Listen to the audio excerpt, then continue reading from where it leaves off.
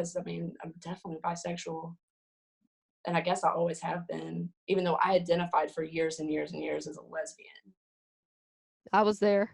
Yeah, for so long.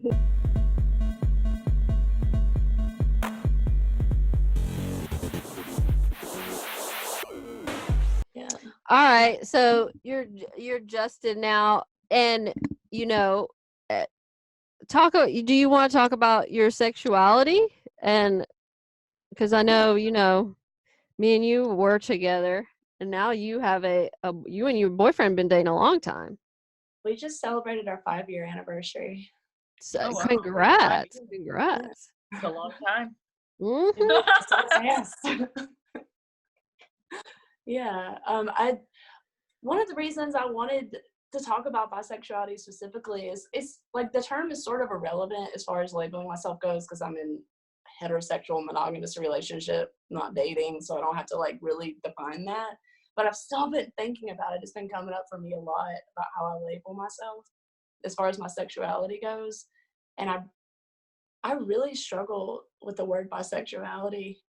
Had like a funny flavor in my mouth when I would say it. But I mean, I remember it's in high school and in college, and maybe it's still like this, I don't know, because I feel like I really am sort of on the outside of the gay community now, like not being actively gay, I guess, not having a partner that's a woman. But bisexuality always had some kind of negative connotation attached to it. It was like you're confused, or like the greedy thing, or you just want to sleep with someone, or you just want to be loved. Like it had all kinds of negativity surrounding that word. Do you remember feel that? Yeah. Oh, yeah. Yeah. I know where we grew up. Bisexuality meant. Like you just better be a lesbian or straight. Yeah. It's one or the other. That wasn't even a real thing when we were growing up. But do you want to identify as bisexual now? But you feel that since you're in a heterosexual relationship, it would kind of be taken not taken seriously. I think it's just irrelevant. Sort of like if I went into the dating world, I think I would be comfortable now being called bisexual, because I mean, I'm definitely bisexual. And I guess I always have been, even though I identified for years and years and years as a lesbian. I was there. Yeah, for so long. But I was just talking to my boyfriend about this the other day when we went out for our anniversary. I said, I think I've always been bisexual, but it was like I just couldn't pick that word for myself, or like I tried to keep like my bisexuality under wraps, and I did, I think I probably am more attracted to women more often than I am to men, for sure. And I went through a stretch of time where I only dated women and there were no men involved in all of that. But I think it really took me moving away out of Athens, away from everyone I knew, to a different state, and not knowing anyone and not having any kind of, no one knew anything about me. So I think that just like opened me up to myself, to where I can just be like, I can do what I want to do. I think that's a big. Who I want to date. Yeah. I think that's a big thing, because what people don't realize, probably about you, probably about me, is we grew up very sheltered. Yeah. Very, very. We're probably the two most sheltered people in this meeting right now, the way we grew up. And so I feel you. You literally had to like erase that whole life and like rebuild, reprogram, and like find yourself. And this is who you are now. This is like the new you, and you're like growing into it. That's freaking. That's a note also to parents who like shelter their kids, and they like try to make them a certain way. Like you're literally pushing them away to start a new life when they could have just built that life with you. I like how you said that out loud. Yeah. Absolutely. I want to say that to my parents. It's like you had a choice to either nourish that or do what you did and make it like shameful, and it's like you missed a lot. Yeah, you missed a lot of who I am. It's always nice to move to a different city too, because even when I go back home to my shady town in central New York, like everyone will still talk shit like, oh, she's gay. not like, oh, Yeah. Stephanie, she does all these awesome things. They're just like, yeah, she's gay. So I'm like, I need to get the fuck out of this small ass town. Yeah. That's So all they see. yeah, they have a That's how- history attached with my name. So anyone who's still there, cool. But like, I don't know. That's why I don't often visit home that much. And there's nothing to do. So Dude, I feel that. I have the same feelings. I feel like every time anything, it's like my way my parents feel about me now. They're so relieved that I'm with a man. And also, if they ever bring up my past, it's like that phase I went through. I'm like it's like this lesbian phase that I went through or something. Like they don't wrap their head around it at all. yeah. And I mean, I'm really open with my mom and dad. I love them. I'm so close to them. I pretty much am balls to the wall. I don't hide anything from them. But so I've had these discussions with them about, like, sometimes I think they pretend like that I just didn't have any adult romantic or sexual relationships at all for my entire 20s because they were with women. Like, we've had this conversation about how I think they treat me like I have had zero experiences. I've actually had like relationships and love and heartbreak and like all the things that come with that. They're just taking it as it starts now that you're with a man. Yeah, it's like, oh, now you're in a relationship, and it's like, I've done this before, It's not my first time. Just really interesting. Like, but that's how they are. That's how they'll be, and that's fine, I guess. Yeah. So you've dated more women than men through your dating life? Yeah. Especially like in my 20s, like after college. Yeah, I had like definitely like a serial monogamous, I guess. Yeah. Had several, two like major girlfriends, I guess. And I dated a bunch of women in 2012, the year before I moved to Florida. Yeah. Everyone goes through it. Your rotation, it's fine.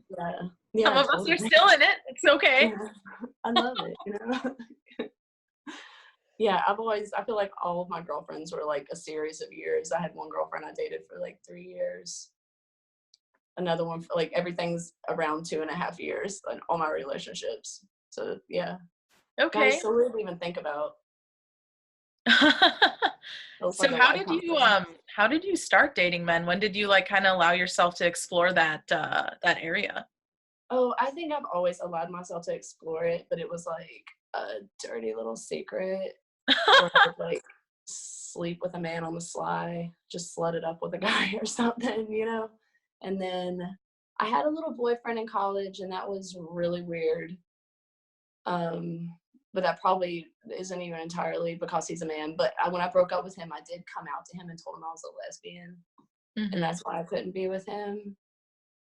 And then when I moved to Florida, I went on a date with a chef, and I went on a couple dates with him. He was so nice. And I left Florida soon after those first couple of dates with him. So nothing ever came of that.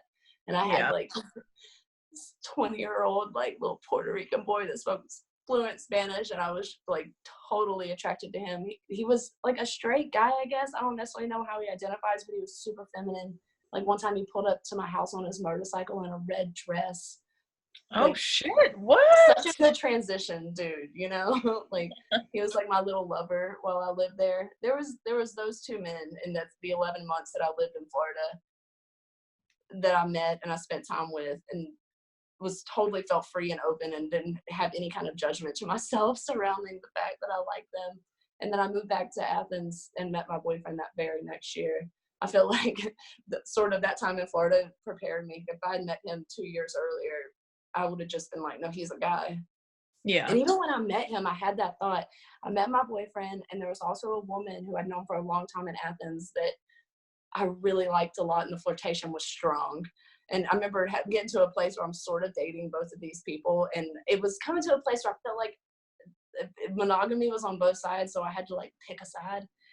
Yeah. And the male-female thing totally entered my head as like a decision-making process. Like, but what if, but he's a man and I'm a lesbian, so I should definitely go with the girl. But somewhere in that decision-making, I guess I decided that didn't matter anymore to me. It was so I obviously went with my boyfriend. That worked out really well. Yeah, sounds like it. 5 years strong. Yeah. How did the lesbian community take all that? Oh, I'm glad you asked that. When I first moved back to Athens, there was a lot of new gay people or younger gay people that I didn't know a lot yet, and I still had friends that I hung out with that were still part of that lesbian community. That's something I miss, is like the community of being a lesbian. You know what I mean? Like, I don't know any gay people in Asheville, really. I'm just like, where the fuck are they at?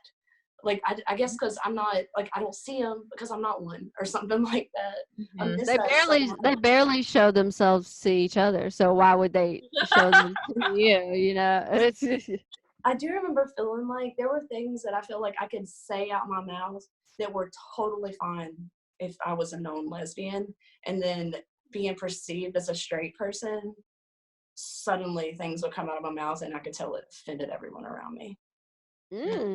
Kind of thing. Like, I would use the word fag all the time. It's like one of my favorite words. And I found out when you're dating a man, you just can't use that word because people don't know that you're kind of a fag too. yeah. Like, I feel like that's my word. I'm allowed to use it, And I had to drop that. I just dropped that word, like, completely after I realized that was the best example I can think of. Like, that really offended some people, and I was like, oh, I am so sorry. Not sorry, but I'm so sorry. This would have been fine if you had known me a year and a half ago, I'm sure. That word's off-putting now. I think. Yeah, it is. I don't know. It's been so long. I don't know. I think I still hear it now and then in like the gay male community, but I rarely hear it. Like, if I hear it, it's coming from a gay male. Nobody else.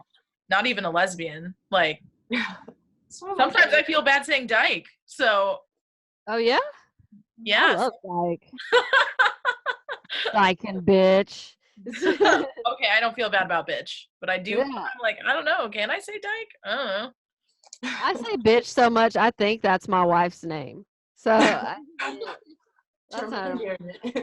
I don't, but I don't say fag or faggot anymore because Amber and I saw this. Somebody told this story on TV about how that word came about, and it was like the wood at the bottom of a fire where they would like burn witches, and that was called that wood was called a faggot, and they would also burn gay men too, so gay men got called faggots.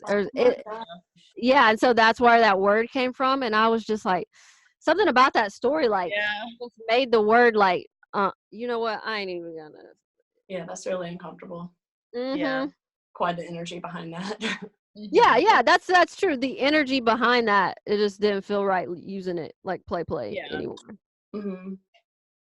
So the lesbian community was kind of like they were like, you're out. They took your card, which I want to say to the lesbian community right now is we're bad about gatekeeping. It's like that's my number one pet peeve about the lesbian community. I can't speak for any other communities, but this is that's my pet peeve about Democrats though too. It's just like gatekeeping's got to stop. Like, yeah, I don't have a lot of lesbian friends because I don't get along with a lot of lesbians, to be honest. I have like maybe 1 or 2 lesbian friends here in Portland. Shocking, I know. Portland's like full of lesbians, but I don't know. There's just something like so cliquey about them that I can't get down with sometimes. That's true. They form strong bonds, and it's hard to get into. If you're not in their group, like, they're not gonna be inviting. From my experience. Yeah, it's like a damn speakeasy. Somebody has to like invite you in to the crew. Yeah. Yeah, totally. I need to be more lesbian in Asheville. Yeah. Take me to all the events. They had a gay pride here. Like, I miss it every year, but the first year I was aware of it, I wasn't aware of it till like it was over and it was that night. And I'm like, how do I not even know there's a gay pride here? Like, this isn't, like, how do I not know this? Like, I feel so out of the loop sometimes. I'm like, wow, I am super unaware of what's happening in the gay community completely. Do you dare insert yourself back in or try to like slither back in a little bit as an ally? Perhaps. Say, what was that last part? Maybe as an ally, you like can sleep with me? Dude, totally. Yeah. I love gay people. Some of my favorite people.